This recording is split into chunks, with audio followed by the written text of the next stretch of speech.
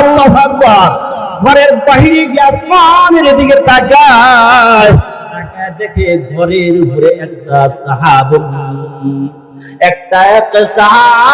মিনাল মাতার, বৃষ্টির আরে মেঘের একটা টুকরা দেখা যায় ঘরের উপরে, অথচ বৃষ্টি তো নামে না, বৃষ্টি নাই। পৃথিবীর কোন জায়গায়, এলাকার কোন জায়গায় বৃষ্টি নাই, আমার ঘরের উপরে মেঘখণ্ড দেখা যায়। সকালবেলা গিয়া আল্লাহ রাসূল সাল্লাল্লাহু আলাইহি ওয়াসাল্লামের দরবারে গিয়া বলে, ইয়া রাসূলুল্লাহ, আমি ঘরের মধ্যে কোরআন তেলাওয়াত করতেছিলাম, এমনই সময় দেখলাম ঘোড়াটা লাফালাফি করে। আমি কি করলাম? আমি যখন তেলাওয়াত বন্ধ করলাম, আমার ভাইরা এক সাহাবী ঘরের মধ্যে কোরআন তেলাওয়াত করতে আছেন তাহাজ্জুদের সময়। এমন সময় পুরা দৌড়াদৌড়ি ছুটাছুটি লাফালাফি আরম্ভ করছে। দোস্ত এমনই সময় চিন্তা করলেন, আমি যদি এভাবে তেলাওয়াত না করতে থাকি তাহলে তো ঘোড়া লাফাইয়া লাফাইয়া আমার সন্তানের উপরে, খাটের উপরে উঠতে পারে। একটা লাফে আমার সন্তানের উপরে যদি উঠে যায় তাহলে সন্তান মারা যাবে। তখন তিনি পরীক্ষার জন্য এরকম ভাবে চেষ্টা করলেন, বন্ধ রাখলেন, তেলাওয়াত বন্ধ করলেন। ঘোড়াটা চুপ করে শুয়ে আছে, বসে আছে, আর নড়াচড়া করে না। আবার যখন তেলাওয়াত করে লাফালাফি আরম্ভ করে দেয়। তো আমার ভাইরা তেলাওয়াত বন্ধ করে ঘরের বাহিরে গিয়া টাকা দেখে না সারাইলাস সামা, আল্লাহু আকবার। ঘরের বাহিরে গিয়া আসমানের দিকে তাকায়, তাকায় দেখে ঘরের উপরে একটা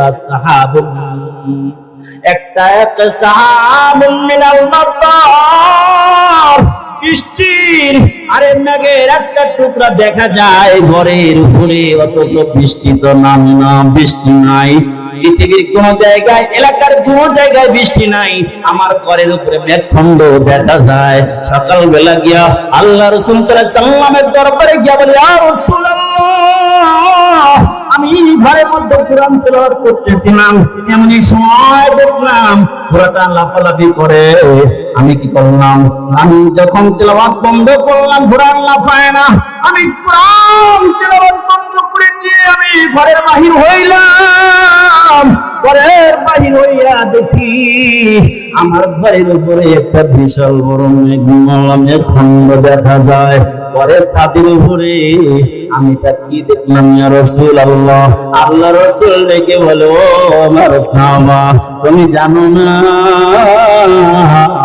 এই যে তুমি কোরআন তেলাওয়াত করতেছিলা, আল্লাহর পক্ষ থেকে সাকিনা তোমার ঘরের উপর নাযিল হইতেছিল। সুবহানাল্লাহ।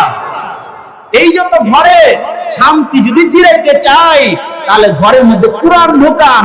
ও জামানা মে মুআজ্জাজ থে, ও জামানা মে মুআজ্জাজ থে, আমিলে কুরআন হোকর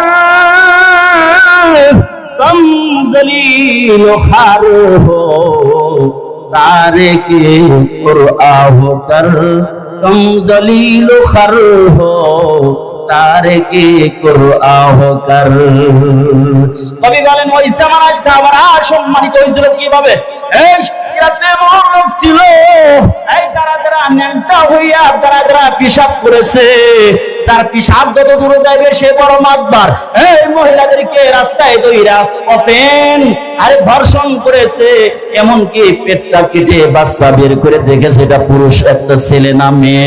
এমন আইন জানোয়ার তারা ছিল।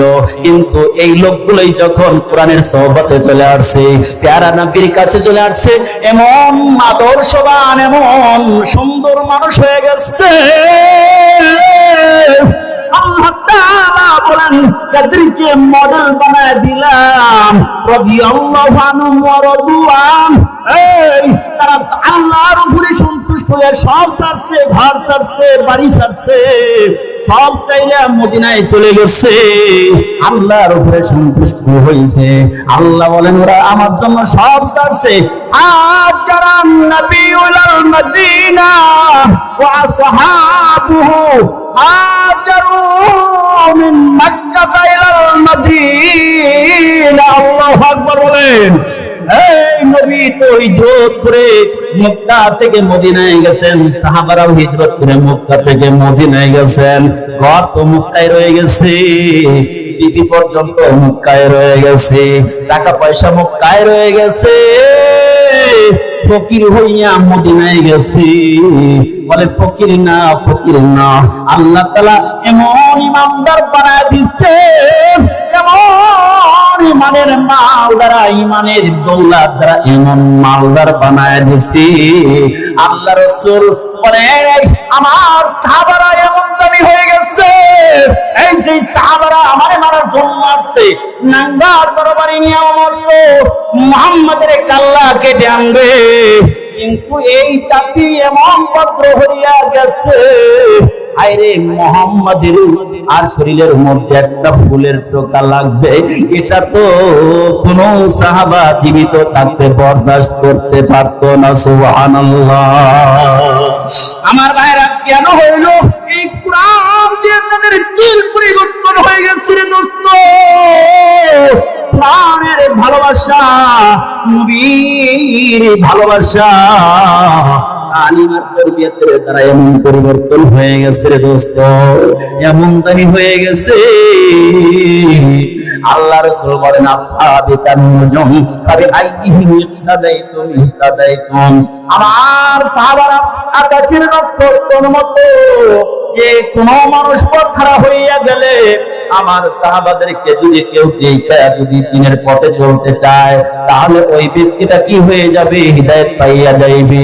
আমার ভাইরা তাহলে হিদায়াত পাইতে হলে কাদেরকে মানতে হবে? রাসূলের সাথে সাথে সাহাবাদেরকেও। আমার ভাইরা আল্লাহ রাসূল সাল্লাল্লাহু আলাইহি ওয়াসাল্লাম বিশ্ব নবী রাহমাতুল লিল আলামিন মানুষদেরকে ধারে ধারে গিয়া বারে বারে গিয়া কোরআনের তেলাওয়াত শোনানো আরম্ভ করেছেন, কোরআনের তেলাওয়াত শোনাইতেছেন। এমনই সময় আবু জেহেলের দলেরা দেখবেন কোরআন শুনলে, কোরআনের নাম শুনলে অনেকেরই কষ্ট লাগে, আবার দেখবেন অনেকেই এরকম আছে, দেখবেন তাদের পক্ষ হয়ে যায়। বলে দেখবেন এই যে ডাইনি বামে দুইজন আছে, এরকম মানুষগুলো এরকম যে আছে যে মাহফিল হবে আমরা খুশি, এমন সজদা যেমন ধরনের সজদা লাগে আমরা রাজি আছি। আমার ভাইয়েরা দেখবেন আবার বিপক্ষের লোক